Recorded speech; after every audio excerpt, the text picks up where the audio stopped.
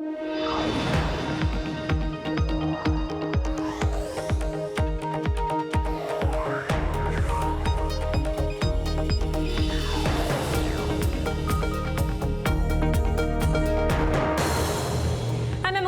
Angeles, and this is Bloomberg Technology. Coming up in the next hour, the latest on the Broadcom acquisition of CA Technologies. A memo sent to lawmakers calling for the deal to be reviewed has been tagged a fake. Plus, is the auto industry on the verge of a tech disruption? Macquarie's prediction gives Tesla a boost. We will speak to the analyst behind the forecast. And Snap's betting a new slate of original shows can give it the edge over Instagram, but will it be enough to hang on to its key audience? First to our top story, Broadcom has said a memo purported to be signed by the U.S. Department of Defense circulating among members of U.S. Congress calling for a possible review of the company's acquisition of CA Technologies is a fraud. The products of CA Technologies are found in defense, finance, and energy industries. The Pentagon is also saying the memo circulating is likely a fraudulent document. So where did this memo come from? For details, we're joined by Bloomberg's Ed Hammond in New York. So, Ed, what are we learning about this? Well, what we've learned so far, Emily, is that, yes, as you say, this memo is probably a fraud. Broadcom have obviously come out very quickly and said they think there's some problems with it. I actually got sent an early sort of draft of what it looks like, and it does look like there's some inconsistencies here. The Broadcom is referred to as Broadcom Limited. Obviously, that's not the name of the company. It's now Broadcom Inc. Also, the date on it is August 3rd, so if it is a real memo, which we don't think it is, that would suggest it's kind of historic at this point. And then there were some other problems with it. There are some misspellings in terms of senators' names in there, which obviously is slightly strange if this is anything close to real. And as you say, the Pentagon have now come out and also denied the veracity of it. Now, Senator Rand Paul has come out saying this deal is a security risk. It should be subject to national security review. Is that as a result of this memo? And does that comment still stand? That's really interesting, and that's going to be a big question going forward. He cites some stuff from this memo. In those comments, I think he talks about 29 nuclear reactors in which CA Technologies is embedded. That comes directly from this memo, as far as I can tell, and is potentially therefore wrong. But look, Broadcom is a company that we know is something CFIUS has looked very closely at in the past. They blocked them from doing the Qualcomm acquisition because they said even though then they were technically sort of a Singapore domiciled company, but largely a US-based one, they said we don't trust them. We don't think they're going to be good actors here. Do they do the same on CA? It will remain to be seen whether or not they even have the jurisdiction to do it, because CFIUS obviously can only really look at deals where the acquirer is coming from outside the US. That said, and I think this is important, we need to note, CFIUS very recently just got new powers. They've been given a broader mandate in terms of what they can actually regulate regards to US deals, and one of those things is, look, any company that has interstate commerce within the US, obviously Broadcom and CA both fall squarely into that, so they may take a look at this, and they may indeed decide that this isn't a deal they don't want to go through.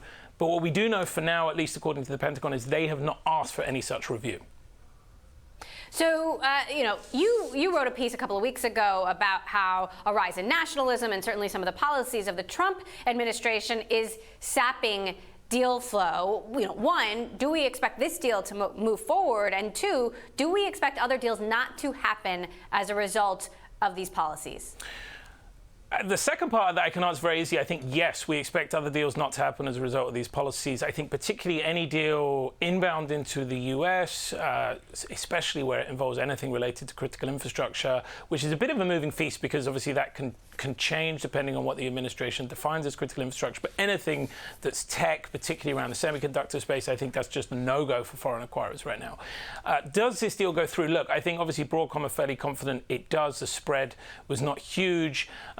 I think, Broadcom is now a US company. As I say, they still have Hock Tan, who, there's been some noise around him and whether or not sort of the CFIUS are comfortable with him as an owner. But that said, they've done a lot of deals in the US that have gone through previously. The only one that they've been blocked on was Qualcomm, which is a different kind of deal, but also the order of magnitude there was significantly different. That would be taking out essentially, the largest single player in the US in this area of semiconductors. So I think there's a very good shot that this deal does go through. That said, more broadly, we are looking at a much tougher regulatory environment for any foreign acquirer coming to the US, and indeed any foreign acquirer going into Europe, or for that matter, China. Right, the Qualcomm takeover would have been the biggest tech takeover in history. The White House shot that down. Ed Hammond, I know you'll continue to follow this story, try to find out where that memo came from. Bloomberg's Ed Hammond in New York. Thank you so much. Well, moving on to tech investing, SoftBank continues to plow billions of dollars into, well, it appears just about everything. This time, the target is once again the co-working startup WeWork. Now, SoftBank's Vision Fund is said to want a controlling stake in WeWork, which means that the new financing could total anywhere between $15 to $20 billion. This, according to the Wall Street Journal. SoftBank already has a $4.4 billion stake in WeWork, and Masayoshi Son has indicated he is not satisfied with just one Vision Fund, even though it's already got major investments in companies like Uber, ARM, NVIDIA, and more. He plans to launch new $100 billion funds every few years. Here with us to discuss, we've got David Kirkpatrick, Techonomy Editor-in-Chief, and Bloomberg Sarah McBride, who covers the venture capital scene. And Sarah, you recently interviewed Masayoshi Son. He told you about his ambitious plans for multiple funds. What do you make of this new WeWork news? Well, it fits in with his plans to deploy $100 billion every 2 to 3 years. That's a lot of cash, so the size of the WeWork investment being discussed would fit right in with that. Works for WeWork, which is doing this big expansion into Asia and other areas. The one missing piece is, will it pay off? Well, and that's the question, David. WeWork was reportedly seeking a $35 billion valuation. This would be much less. It's still losing hundreds of millions of dollars, and it has yet to prove if the revenue that it's bringing in is sustainable and if it will continue to grow at its current pace. Is this a good bet for SoftBank at this size, David? Well, it might not be a good bet for some people, but both WeWork and SoftBank Vision Fund are shoot-the-moon operations. So WeWork is a shoot-the-moon company, and the SoftBank Venture Fund Investment Fund is a shoot-the-moon investor. And they're basically both willing to make humongous bets, and they're sort of, enabling one another.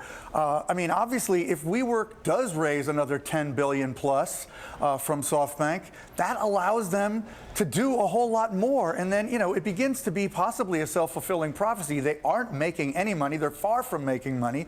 But if they can expand fast enough and maybe then go public, maybe when the markets remain frothy, as they basically continue to be in the public sphere, maybe SoftBank can get their money back and it'll all be great, even if WeWork doesn't long-term become the only place we all work.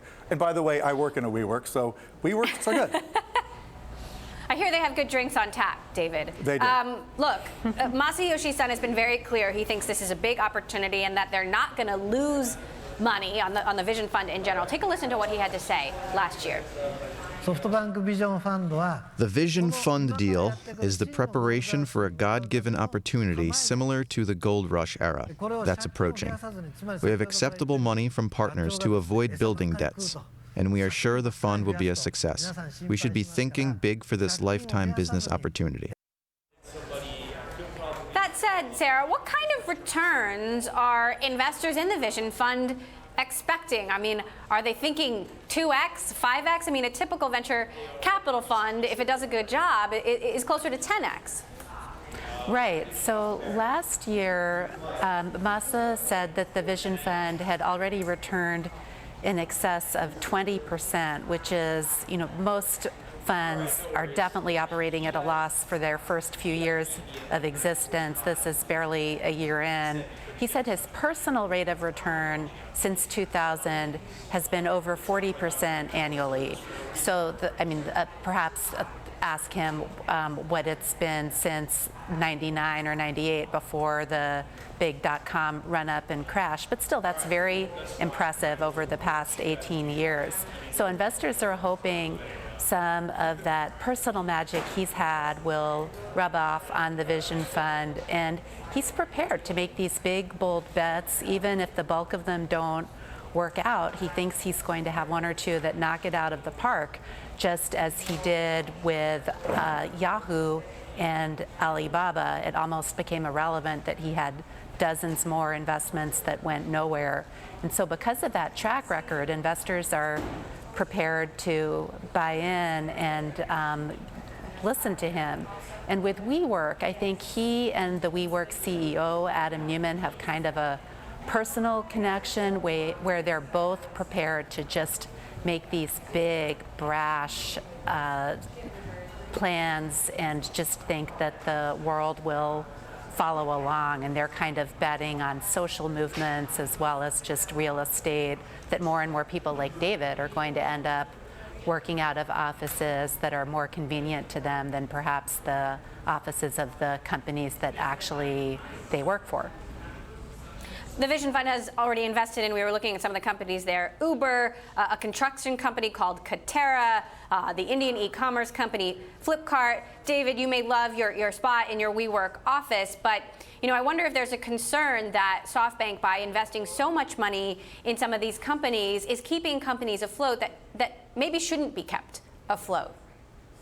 I wouldn't go that far yet. I think there's a real risk of that. I mean, we are in an extraordinary up economy, basically really dramatic up markets, beyond what most of us expected. But these companies are growing, and some of the SoftBank investments, like NVIDIA, is a really, really strong company. The other chip company, the name of which is escaping me, which is such an amazing chip company. It was just on your list. But, those two chip companies. ARM, thank you. Sorry for my brain. But ARM and NVIDIA, these are like really powerful companies that are already hugely profitable. So those are different kinds of investments. And I think that the amount of money that SoftBank's trying to deploy with the help of some Saudis and others, it's a little dangerous for the economy in general because they have to find these huge bets. And huge bets can go hugely wrong. So far, they haven't. So, let's hope for them that they don't. Let's talk about the Saudi investment. Saudi Sovereign Wealth Fund investing another $45 billion in SoftBank's Vision Fund. Sarah, talk to us about the dynamics there. What does that mean? Well, it means that the Saudis so far have been really pleased with how the Vision Fund is performing. They have a big investment conference coming up in the next few weeks in Riyadh, and Masayoshi-san is expected to be there, and we'll probably talk about the performance of the fund. And Mohammed bin Salman and Masayoshi-san seem to have forged a relationship that's very simpatico with each other, and they seem very happy with it so far. The interesting thing at SoftBank might be more internally, are all the investment managers on board with this investment? This would be one of the bigger ones at the Vision Fund, and that's another question for SoftBank. David, what are the political implications of the Saudis having such a huge stake in this fund that is investing in American and globally ambitious companies? Well, I think the political implications of anything connected to Saudi Arabia and the Crown Prince bin Salman are different this week than they were before. If it really does turn out that the Saudis murdered and possibly dismembered a dissident in their consulate in Istanbul, which is looking quite likely, I think the reputation of that country and of that leader will plummet. Many of us who believe in democracy have been somewhat distressed, very distressed by the things we've seen in the more or less autocratic approach that the Crown Prince has taken to changing that country already. Some of them sound good on the face of it, letting women drive, etc. But if the way they're doing it is by becoming, a state that will essentially assassinate its citizens when they criticize them, that's going to color and taint anyone associated with it long term, I believe. So I would say Masayoshi-san should be careful how close he stays with the Crown Prince. All right. Techonomy's David Kirkpatrick, Bloomberg, Sarah McBride. I should add that the Saudi officials have denied allegations that they are connected to that, but of course it's something we continue to follow. Coming up, is technology pushing the automotive industry into a new era, one that could put Tesla on top? We'll talk to one analyst who's betting big on that idea next. And if you like Bloomberg News, check us out on the radio. You can listen on the Bloomberg app, Bloomberg.com, and in the U.S. on SiriusXM. This is Bloomberg.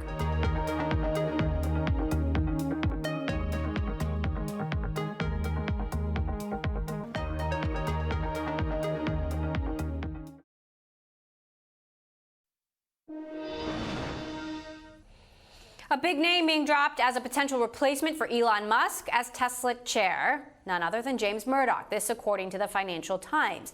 This comes as Tesla snapped a 5-day losing streak that shaved $10 billion from its valuation Tuesday after Macquarie started coverage with a buy equivalent rating indicating the company is on track to reach profitability. Meantime, short seller Fahmi Kadir is betting on a dramatic drop in Tesla's shares, saying the electric car maker seems to be between a rock and a hard place because it needs to raise money through debt or equity. So, has Tesla actually reached a turning point? To discuss, we are joined by Macquarie senior analyst Maynard who sees the auto industry entering into a period of unprecedented disruption. Also with us, Bloomberg Businessweek's Max Chafkin, who writes extensively on Tesla. Max, I'll start with you. What's your take on this James Murdoch situation? I mean, I think it kind of makes sense. Tesla, there's this kind of weird paradox with Tesla where they want to rein in Elon Musk, but they don't want to rein him in too much because his presence and kind of his essential Elon-ness is part of the appeal. So I think what's happening with Murdoch is like he's pretty close to Elon Musk. I think they're friends. He's been on the board for a while, but he's also independent. He has his own profile. He creates a little bit of at least a veneer of independence that the board had compared with what the board had before.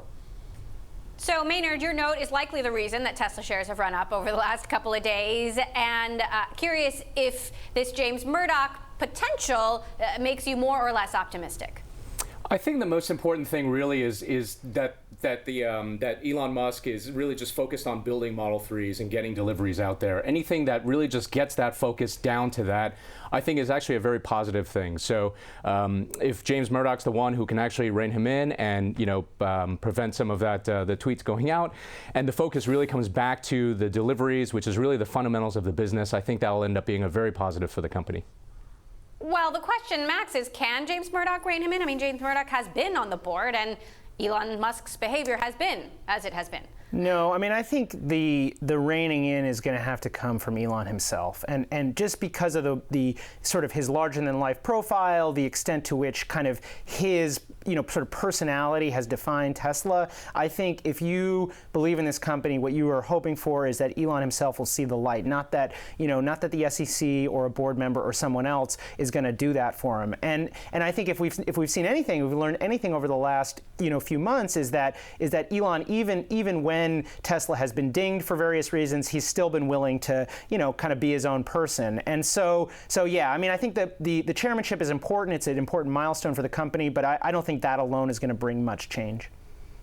So, Maynard, talk to us about how you came to your conclusion that this is a buy, and in the face of some staunch opposition from the bears. I just mentioned an earlier analyst who believes actually Tesla shares are going to go in the opposite direction. So my big call here really is we're taking an angle of looking at the sector really from a disruptive perspective and from a technology angle, which I've covered for the past 20 years. And a lot of people will talk about electric and autonomous as really kind of being the disruptors. We look at it as really kind of the enablers, and I think this is going to enable a platform ecosystem. So think about developers building applications directly on top of the car, and it'll turn that car into an application. So you download something, you press a button, and then you turn that vehicle into a ride-sharing vehicle, or you download a different app and turn it into a delivery vehicle. And ultimately, the reason why we're so bullish on Tesla is because if you actually look at the commercial technology that's already built into the car, a lot of those platform ecosystem technology is already there. And that's what makes us really positive on the long-term story for Tesla. Now, we know that production numbers over the last several weeks have looked good, but what we don't know is if Tesla can sustain that level of production over the next few weeks. You are optimistic here. You believe production numbers will look good. You believe Tesla will reach profitability, but what has to happen in order for that to happen in your view? So you're absolutely right. Our outperform is definitely predicated on the near term and them being able to generate cash. We've done a lot of work around zero-emission vehicle credits, and we think in the back half of this year they can generate somewhere in the neighborhood of around $500 million. And remember, there's no cost associated with this, so this is going to be pure cash flow, which I think helps in addition to the free cash flow generation that I think they'll get going into the third and into the fourth quarter. And then I also think that they have some unused debt commitments that they can also tap, which will be more than enough to cover the debt commitments that are coming up over the next 3 quarters.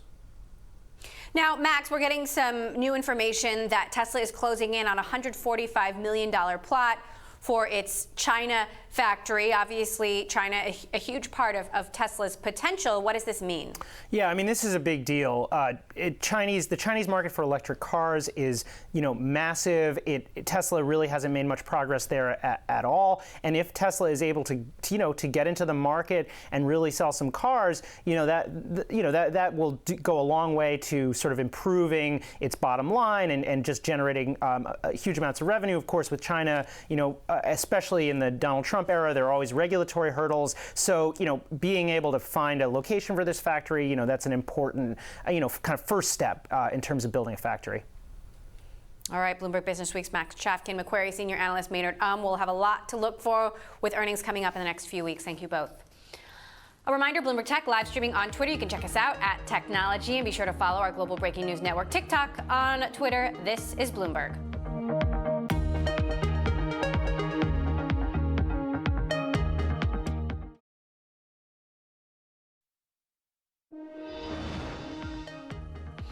AI could soon enable your smartphone to automatically respond to messages on your behalf. Consumer electronics startup Essential Products is said to be working on a new kind of phone that would mimic the user using AI to respond to emails and texts or book appointments on its own.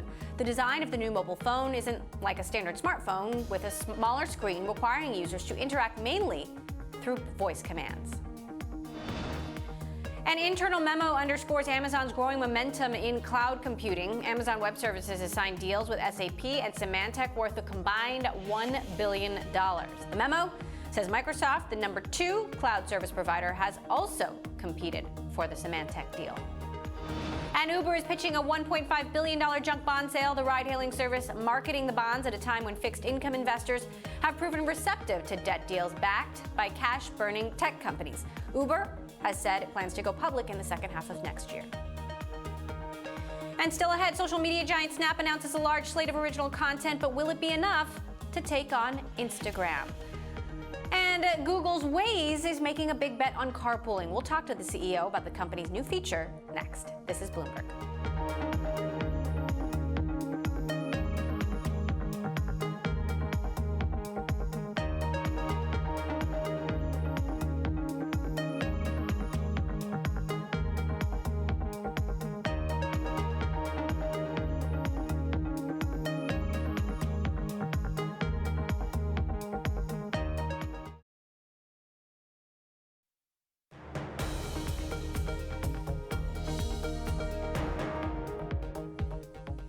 This is Bloomberg Technology. I'm Emily Chang in Los Angeles. Snap announced it will release a dozen original series on its mobile app, betting that a new entertainment lineup can maintain its grip on teenage users and give it an edge over Facebook's Instagram. The programming slate announced Wednesday marks Snap's biggest push into funding and producing its own content. Here to discuss, we have Bloomberg Tech's Sarah Fryer, who covers Snap and Facebook, and Raymond James senior analyst Aaron Kessler. So Sarah, first of all, walk us through what Snap is unveiling here. They already have a bunch of original shows. Now they're adding new ones? Yeah, so they've had some original shows for a while, but this is a completely new slate of programming. For a while, they've really encouraged outside content partners to make media for Snap and then sort of build their brands in separate channels on the company's Discover page. Now they're doing it themselves in-house, and I think that they really want to demonstrate that they can do a kind of show that's very mobile first, that goes directly to that younger audience that Snap is known for reaching. The question is whether it will really attract users and growth down the line. All the shows are shot vertically. One of them is called Endless Summer, a successor to MTV's Laguna Beach. Aaron, is this the sneak secret to Snap's future? Yeah, I think that's going to be a big question. I mean, so far, Snap's had limited traction with some of its, we think, content offerings. If you look at the Discover side, most of the time spent on Snap is still within kind of the messaging part of the app, and we think that continues to be the case. The problem with that is messaging historically is not monetized as well. So to monetize, they're going to have to do things like the Discover side with more content, with more original programming. And that's a big question, and Snap's not the only one going after this. You have Facebook with the Watch tab, Instagram just announced kind of Instagram TV recently as well. Obviously, you have Netflix, Amazon Prime, so a lot of fragmentation on the content side. But yeah, I think for Snap to do well and to get more ad dollars, they're going to have to show more traction on these type of offerings. Well, and Sarah, Snap executives have come out saying that these shows have been a raving success and that they have multi-millions of viewers. You know, how many people are actually watching these shows? Well, what matters is not just how many people are watching individual shows, but whether that number grows. Snap last quarter announced a decline in daily users for the first time, and that has caused a shockwave through the markets, thinking that maybe this company is not going to get to a size big enough to compete with the Facebooks and Googles of the world for advertising dollars. So what they really have to do is prove that side, that media aspect of the app, can be a big money maker down the line, and there just isn't enough public information on how those shows are doing to really instill confidence. And certainly Wall Street is not too excited about these shows. The stock is down today, hovering below $7 for the first time. Aaron, original content aside, how optimistic are you that Snap can continue to grow? I mean, they're losing high-profile executives. The redesign has been a bust. Evan Spiegel has said they have to get back to their roots, which is about communicating quickly. But is it all enough to get back to growth? Yeah, it's a good question. We haven't seen it yet. We're still cautious on Snap overall. While getting back to the roots of communication, fast messaging, fast sharing of photos is important for them, that doesn't really generate revenues like Newsfeed does with Facebook. So that's the problem they're trying to solve. You can't have it both ways. You can't just be a great messaging app at the same time make a lot of money on the advertising side with creating a great user experience. You need to have a little bit of both. We still like to see more product innovation. I think originals could help on that. But so far, I think there is a stat about only about 20-25% of users go to like the Discover side of the app on a daily basis. That's a pretty low percentage that are not using kind of these content services from Snap. Sarah, Evan Spiegel recently released a very long memo to employees where he talked about how the company had lost focus, how it has to get back to its roots. Some folks were making fun of his use of the word cheetah, which is the code name for this redesign. He didn't back away from cheetah entirely, but said certainly it wasn't working so far, but that everyone as a consolation prize would be getting a cheetah-themed sweatshirt. What do you make of this memo? What do investors think about this memo?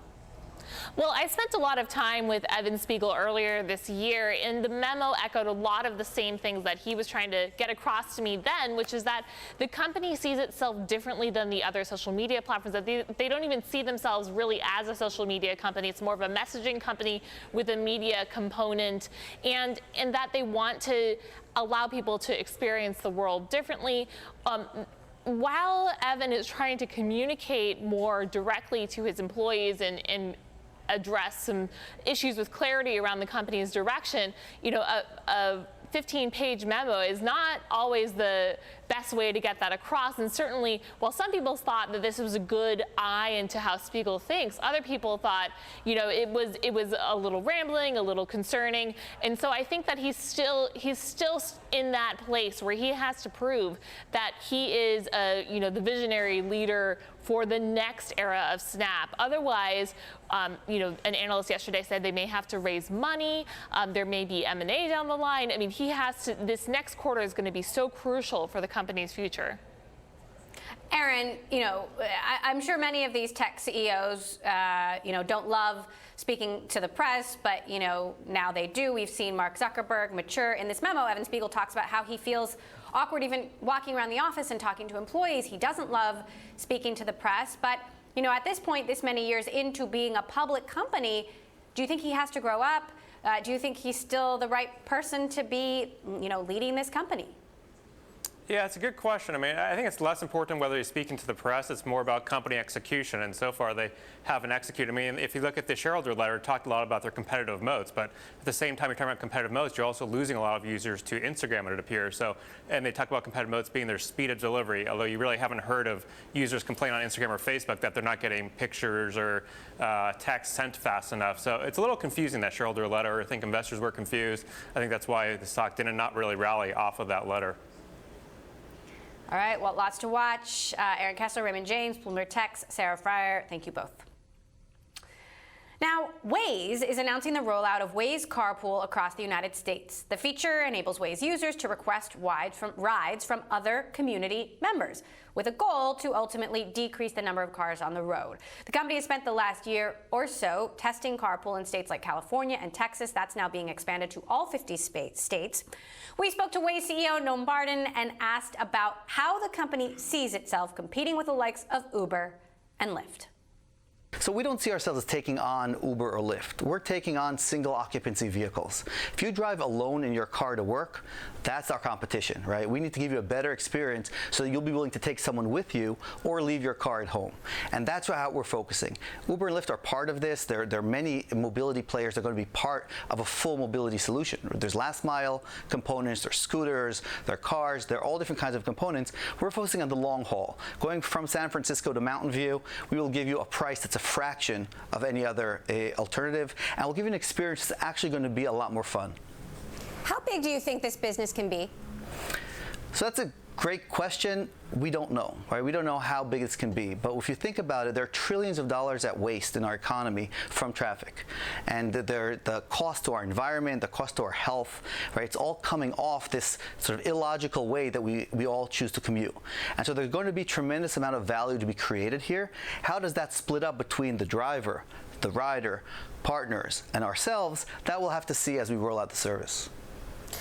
Now, as a user, I'm constantly wondering why Google Maps and Waze are not integrated. Of course, the last time you were on the show was right before the acquisition. I get into Uber and Lyft cars, and the drivers are complaining that the maps aren't integrated. Why hasn't that happened yet?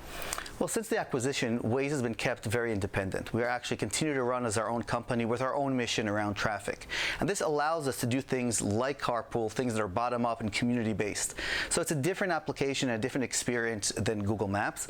We obviously share data on the back end. There are a lot of things that we share, but we have very different approaches and very different missions. For us, it's really about removing cars off the road. And 3-4 years from now, when you think about Waze, you're not going to think about Waze as the navigation app. You're going to think about Waze as the way you get to work every day. So are you saying this will never happen? Is it on the table? Could an integration happen at some point? Right now, that's not what we are focused on. It's not what the Geo team is focused on. We each have more than enough to do in this new changing mobility space. So what has the benefit of the Google acquisition been? So one of the big benefits is that we can approach something like Carpool. Carpool is not going to happen overnight. This is going to take many years to change behavior. People have to change their habits, and that takes a long time. These are the kind of things you can do when you're part of Google or Alphabet, which has the resources to make these very long bets. If you were a startup and or a public company worried about your next quarter, if you didn't have the ability to think that far, you could never make such a change. And our change really brings together all different kinds of players. We've got municipalities and employers and universities, a variety of companies working together for this mission, and that's not exactly the traditional corporate environment. Google is at the center of yet another privacy scandal, the latest one involving Google+. This time, the reporting is that the company did not disclose it, even though they knew about it, and so you have trust in the company being undermined yet again. How do you collect and use data on the users of Waze and protect that data? So the data within Waze stays within Waze. We're very transparent with the users of what we do about it. But more than that, we ask our users to share additional data with us. Our whole platform is built from users sharing their data. And so with Waze, it's very clear. You use the app, you share the data. You don't have to use the app if you don't want to share the data. But fundamentally, the data that users share is what builds the service for everyone else. Now, companies like Uber and Lyft do background checks on their drivers. You put the decision really in the driver and passenger's hands here. How do you make sure it's safe, and what happens if there's an accident? Who's liable? So we've designed the service to not be a commercial service. So that's, in that sense, it's very different than Uber and Lyft. You can't make money on the service. We limit the amount you drive. You can drive twice a day. We limit the amount we will pay out to you under 54 cents a mile, which is the federal per mile cost of owning a vehicle. vehicle. And so the service is designed not to create an accounting profit in terms of taxation, and to be able to work within your existing insurance as a consumer. And that's really the model that we've built, and we go to great lengths to make sure that you can't get out of that envelope, which creates that space. In terms of background checks, we provide the users a lot of information, and we do see it as up to the user to decide who do they want to drive with. We think about safety, but there are a lot of other things as well, like who do you feel comfortable riding with? One of the big features we were asked for is women feeling they want to ride with their own gender, with other women, and co-workers that want to ride only with co-workers. And so we provide all these different things. What we've seen, though, the big challenge is getting people to do their first ride. Once you do your first ride or drive, you suddenly see that fundamentally we're all pretty good people, and you discover your neighbors and your coworkers that you never knew before. And we've had phenomenal stories about people becoming lifelong friends and discovering each other through this experience. Now, you're also doing work with the public and the private sector to encourage carpooling. Tell us about that.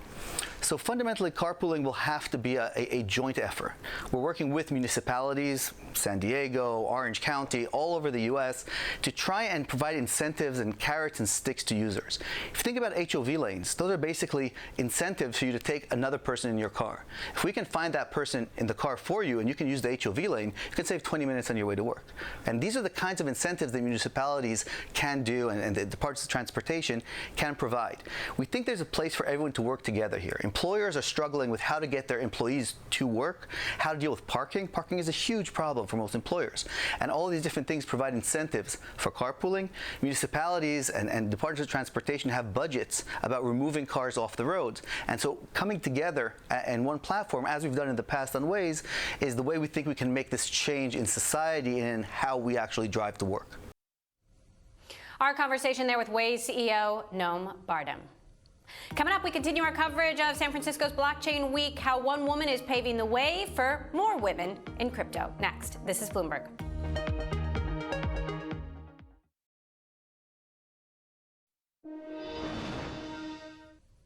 We continue our coverage of San Francisco's Blockchain Week, which brings together consumers and developers in hopes of pushing the boundaries of blockchain innovation. The cryptocurrency industry is male-dominated thus far, but Sa Wang, co-founder of IOST, is pushing for progress for more women.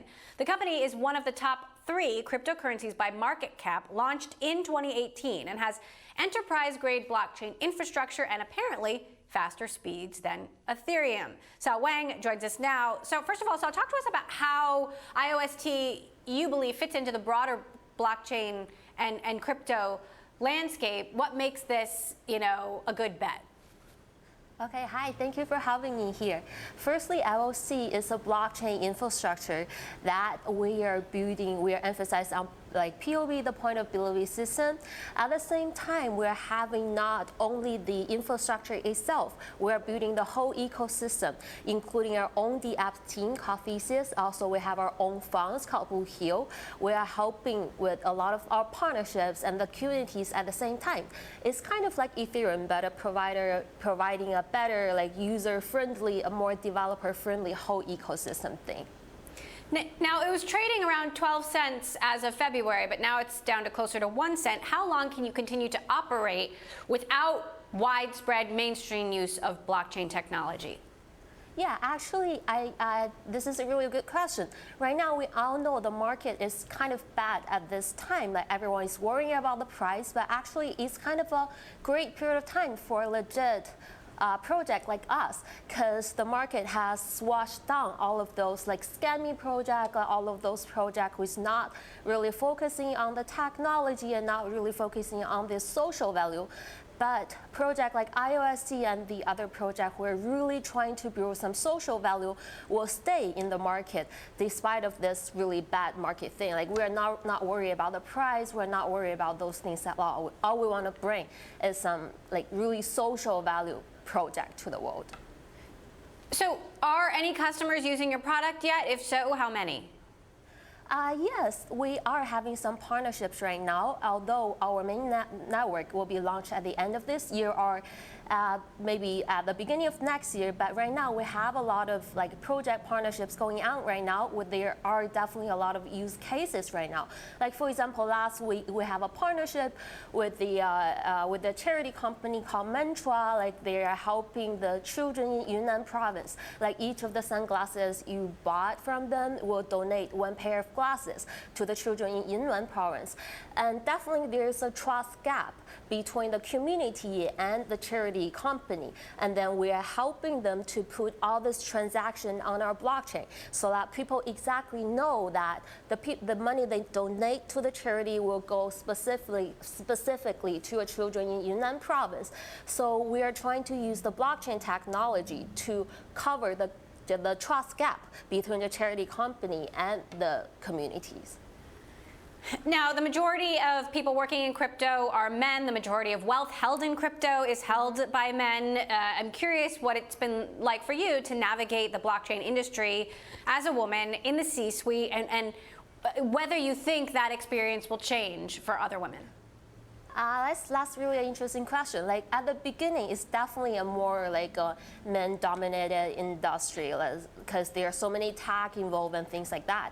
It definitely brings us some difficulties at the first time, but it's changing to a kind of a pressure in a good way that we know women in blockchain industry should keep learning. We should keep learning not only about what's happening on the society, but also learning all the tech about the whole blockchain thing. Like with more and more talented like women coming to the blockchain world, it's definitely changing the manpower society. But that's actually a concept of blockchain.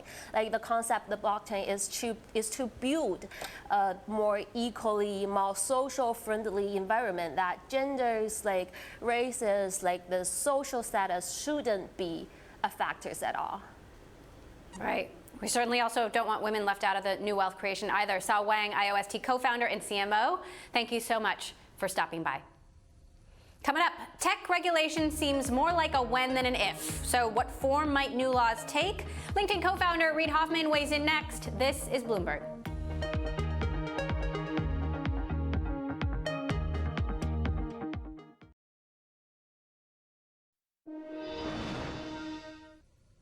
Reid Hoffman got his start at PayPal working alongside Peter Thiel and Elon Musk. He then went on to co-found LinkedIn, became a partner at venture capital firm Greylock, and is now one of Silicon Valley's most prolific and successful investors.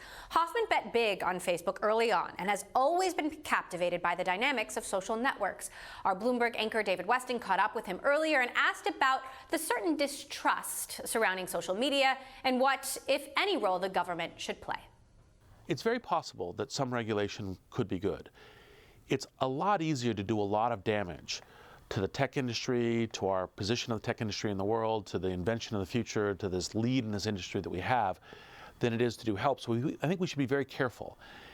So I think where the dialogue should be right now is not as much should we regulate, should we not regulate, as much as what should the target be? Like, for example, what do we want out of the social infrastructure of the social media companies? What do we want on the handling of data? What do we want on the new evolution of these technological platforms, AI and so forth? And what are some of the kind of guidelines that we say, look, we want you guys as companies telling us about these issues, reporting on them, and we want you to be more transparent about them so that we can see how we need to push you, and whether or not the push is a dialogue, whether the push is an inquiry, or whether the push is a regulation. And I think that's where the conversation needs to be. So if there were constructive regulation, would it be on the subject of meaningful disclosure? Not just disclosure, but meaningful disclosure. That is to say, disclosure I can understand. Yeah. I don't have to spend 3 hours trying to sort through this thing. And then perhaps some control to say, yes, I want that, no, I don't. Why don't we have that? So I think the question would be to figure out, well, what kind of transparency do we think would be most helpful and most meaningful to us? Like, I do think the very first thing would be is, tell us about this stuff, and if you're not being disclosive enough, then we'll make regulation to make you disclose. And then the question is, well, is it, for example, data security? Is it an ability to have controls over about your understanding how your data is being used and your buy-in to that?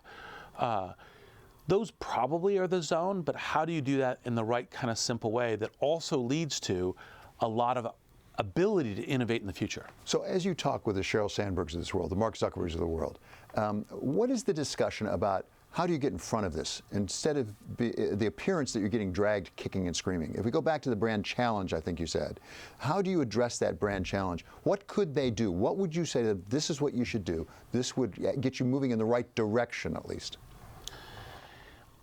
I think the key thing is to show that to be transparent and disclosive about that you're investing in the things that people care about. And by the way, they're investing in, like, for example, election integrity. They're investing in data security.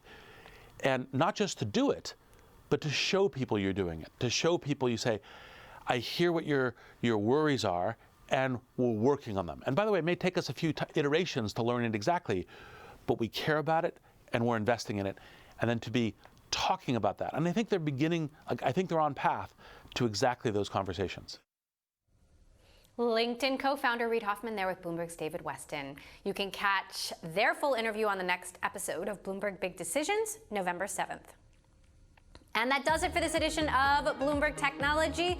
Tomorrow on the show, do not miss our exclusive interview with Microsoft CEO Satya Nadella. I'm Emily Chang, coming to you from LA today. This is Bloomberg.